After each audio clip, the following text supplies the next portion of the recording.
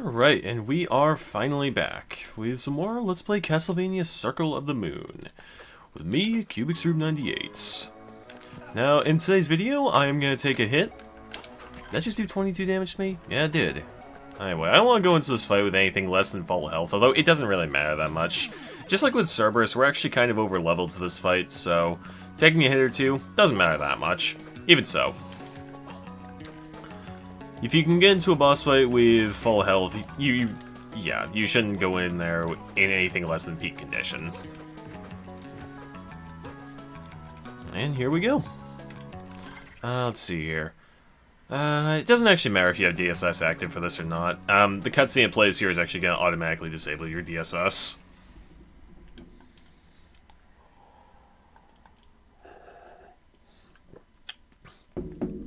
The hell are you talking about? What abyss? Yeah, Nathan is just having none of this guy's shit. Well, I mean, that kind of went without saying. Yeah, come on, Nathan, how do you not already know this?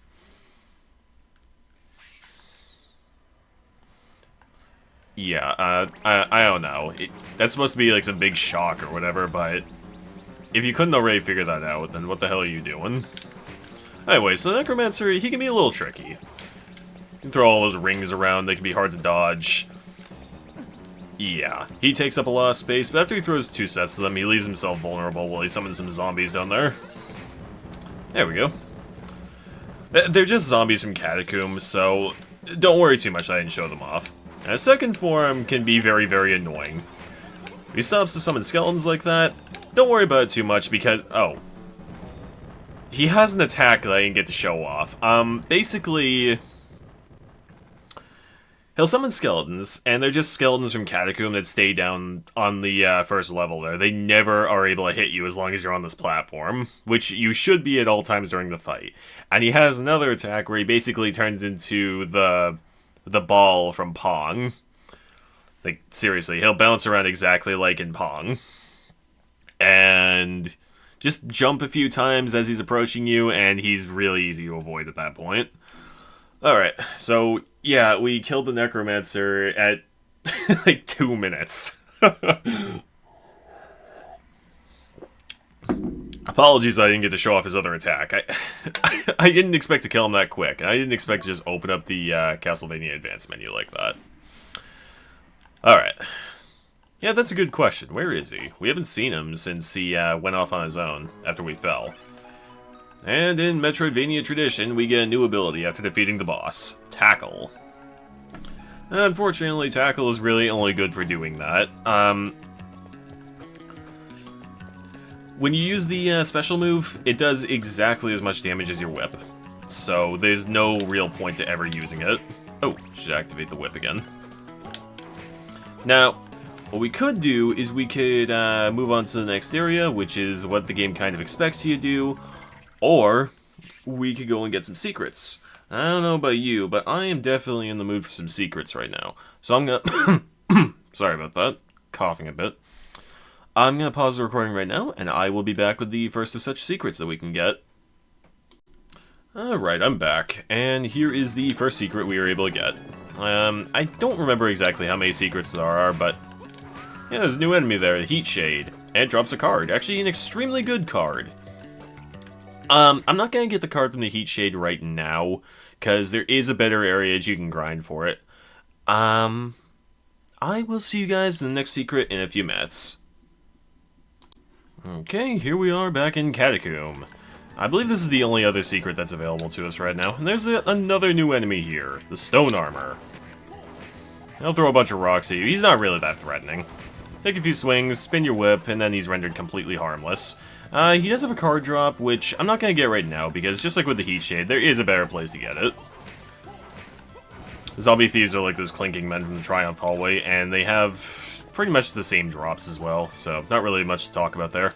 Get an MP max up, and I will be seeing you guys in the entrance to the next area. Yeah, because there's not really anything left with regards to secrets right now. So yeah. Okay, that was really annoying to get back here. I forgot that every time you go to Catacomb right now, you have to travel all the way back up through the Abyss Stairway again. So yeah, that was fun. Anyway, we got some new enemies here. Skeleton Knight, not really worth talking about. Neither of these ectoplasms constantly spawning. Oh, hey, I got a luck ring. That could actually serve some kind of purpose. Yeah, luck increases while equipped. Unfortunately, it decreases your defense and intelligence stats by 10 points, so take that as you will. But if you want to be able to get rare drops a little bit more easily, there you go. Combine that with Venus and Mandragora, and it gives you 62.5 more luck. So, yeah. Here we are in the Machine Tower, which has... I forget what that song was from Castlevania 3, but this is actually a remix of the Clock Tower level from Castlevania 3. I'm gonna actually stop talking for a bit and let you guys just listen for a while.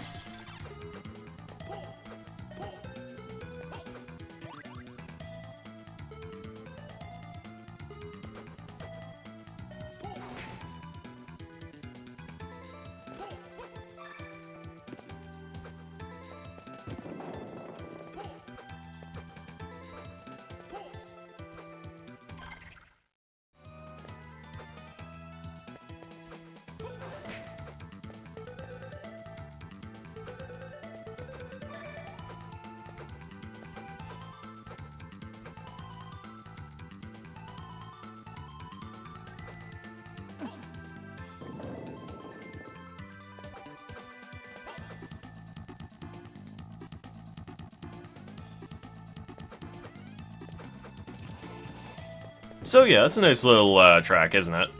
Something you'll actually notice about this game if you decide to play through it yourself is that I want to say about half the music in this game actually consists of remix tracks from Castlevania series.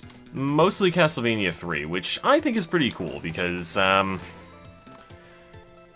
honestly, most of the time a track is called for from that game is just a remix of Beginning, which is Trevor Belmont's theme, and that theme is just really overused, so it's nice to see some other tracks that get used.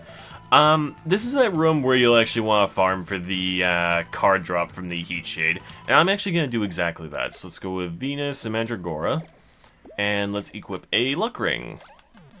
The Fox Archers that you've seen as well, they also have a very nice drop called the Silk Robe, which improves intelligence by 140 points and defense by 40 points. If you want to replace your bronze armor with that, or your cotton robe with that, that would be a very gnarly item you get right now. In fact, I'm going to get both those items off screen. Be back in a few minutes. Okay, that took quite a while, but it was well worth it. I obtained the Jupiter card, and the Jupiter card is rather interesting. Though, right now there's only one DSS combo that's actually kinda good with what I have right now, but nonetheless, I'll show off everything that I have. Jupiter and Salamander. You get 2 fireballs that evidently don't do jack shit. Yeah, they suck. I think it does about as much damage as the whip. Yeah, as much damage as the whip. A little bit more useful is Jupiter and Serpent. These rotate a little faster, you get 4 of them, and they can freeze enemies, but they're highly likely to just kill any enemies that they freeze, so yeah. This one right here, Jupiter and Mandragora. This is actually your first form of renewable healing outside of save points. Let's see here. Gotta go to a place where I'm not gonna get attacked. So let's kill the Heat Shade here. There we go. You activate it. Your MP starts draining really, really fast, but you heal.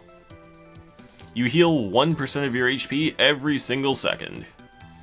And the game says I'm only restoring 3 health points. It's actually counting remainders, so I'm actually healing 3.5 health points every single second. Jupiter plus Golem? I forget what this does. Oh, you know, I remember. Yeah, you get 4 times the invulnerability period. Honestly, it's not that great in my opinion. It's better to just avoid getting hit in the first place. So yeah, going back to our old standby of Mercury and Mandragora. Oh, and I got the Silk Robe as well. 140 intelligence, 40 defense, and I also got the Stylish Suit, which is the Heat Shade's common drop. You get 10 more strength while you're using it. Same defense as the Silk Robe, but honestly, I don't like it as much. Not as good, in my opinion. I'd rather be able to use my spells more often. Even though intelligence doesn't improve the damage of DSS. Look at that, I'm 2-shot in these Heat Shades. No problem whatsoever. Well, I was beforehand, but even so. Alright, let's go through here. Maybe there's another secret in here. And we can't do it. We actually need the relic from the machine tower in order to get through there. So, yeah, we're gonna just put a pin in that for now. Oh, well. Let's see here. Up here, there is a save point, but I'm not ready to save just yet. I will, however, use it to refill my MP, because I burned through almost all of it using Venus and Mandragora. 4 MP a second is still too much for me right now. Another 3 level ups, though, and it won't be. And there's a secret up there that's really annoying to get at the moment, because there are just hazards all over the damn place. And this heat shade that likes to knock you down. Oh, there we go, got it. Spin your whip to kill these Medusa heads here, because they will stone you, and that sucks. And maybe that platform will be in the right location. These things don't move in sync. It really sucks trying to land on them. There we go. Alright. And in here, there is yet another new enemy, with actually 2 pretty cool drops. Earth Armor. Okay, so his common drop is a gauntlet. And we've already got 2 of those from the first area, so don't worry about that too much. His rare drop is the golden armor, which provides 80 defense. If you're really bad at getting hit, well, if you're really good at getting hit, I mean, then yeah, 80 more defense is actually a pretty sizable boost. I would recommend you get that. Alright, we got another little side area going. See your Thunder Demon. This guy has also a card drop. That'll be the 3rd card drop in this area. Yeah, spoilers. The stone armor can be found in this area. A fox archer to guard this health max up? You shouldn't have. It's like Christmas, which incidentally is in about a month, 29 days from today, the date of this recording. Which actually reminds me, I wanted to get a video out on Thanksgiving, but shit happened, and that's really all I'm gonna say. Shit happened, and there wasn't a reason I couldn't record, it's just that I didn't want to after shit happened. Alright.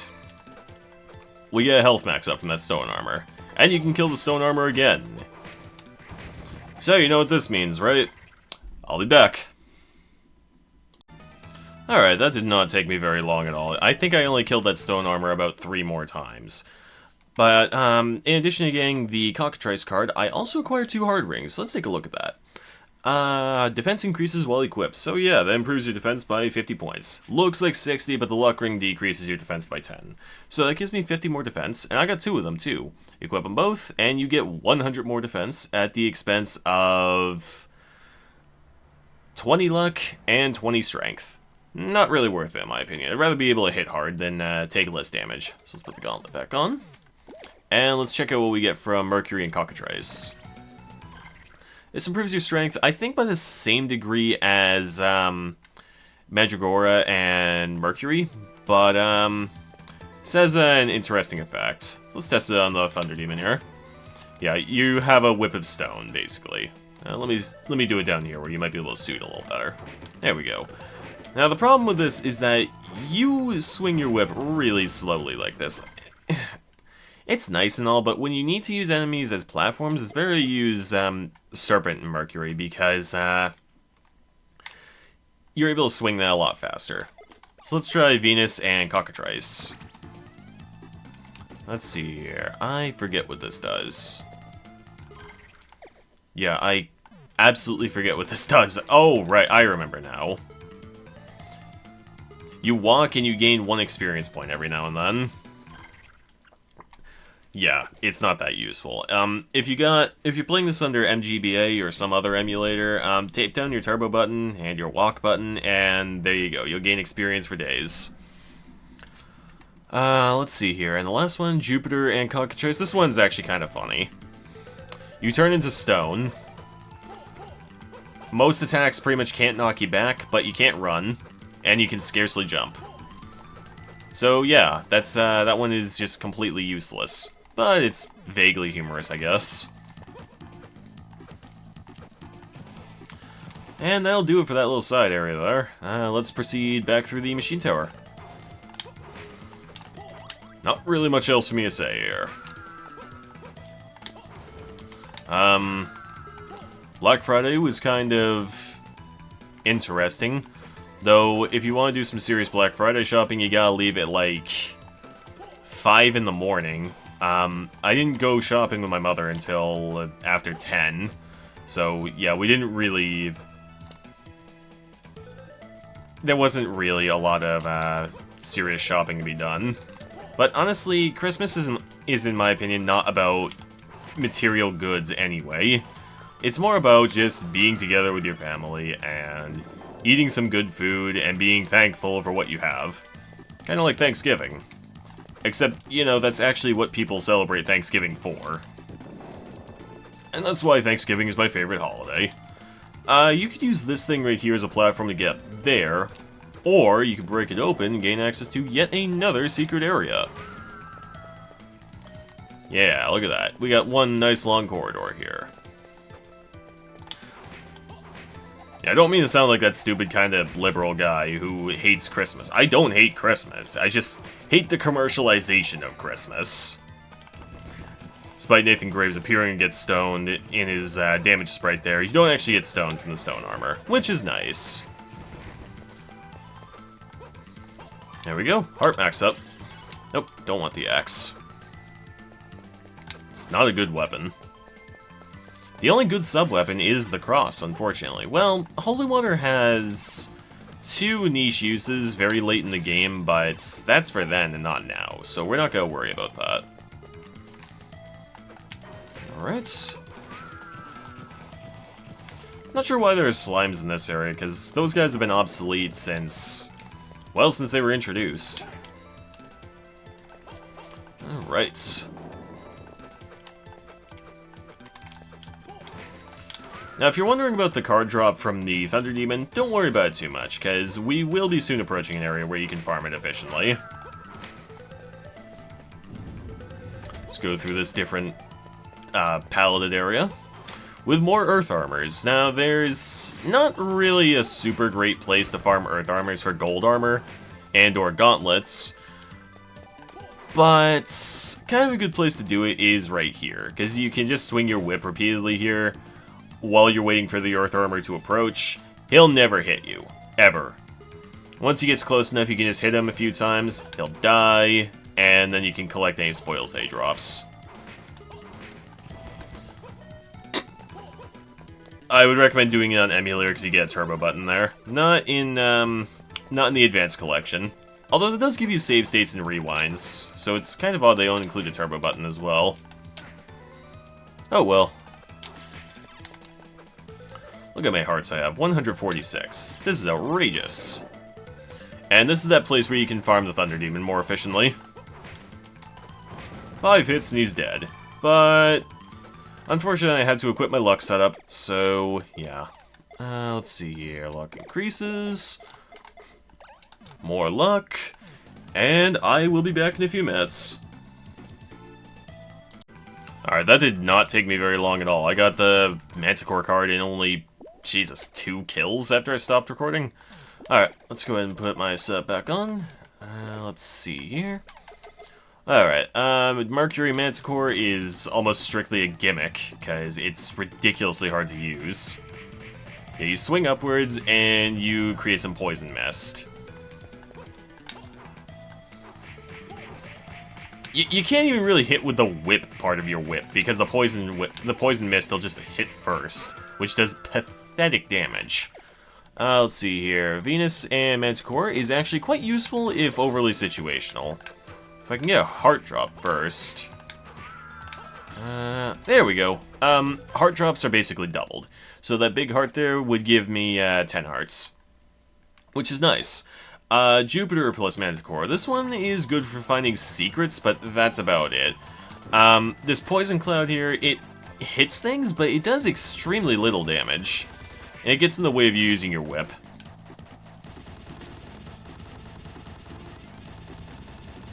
Yeah, that was fun. Anyway, so that's all the cards that we have available right now. Let's go back to this thing. Soon enough, the Mercury card is going to be completely obsoleted. That'll be in the next segment. Not now, though. We have another boss fight first. Iron Golem. who only has like 2 attacks, but he has 2 variations of those attacks. Yeah, first attack is that he can slam the ground and cause a bunch of gears to fall. Best way to really go about this fight is just to stand the proper distance from him and just keep on throwing crosses. When he slams the ground, jump up, otherwise you'll get damaged by the shockwave, and avoid those gears as they fall. And his second attack, which he didn't get to use, unfortunately, was to throw a punch. And yeah, that's about it. Alright, now he's got a second phase as well, but I killed him so rapidly that he didn't get to enter his second phase. He'll start glowing, and he'll move a little faster, and after every single action he does, he'll heal a little bit. But as long as you just keep on throwing crosses at him, it just doesn't matter. Yeah, we get some dialogue between Hugh and Nathan here. Yeah, that's exactly it.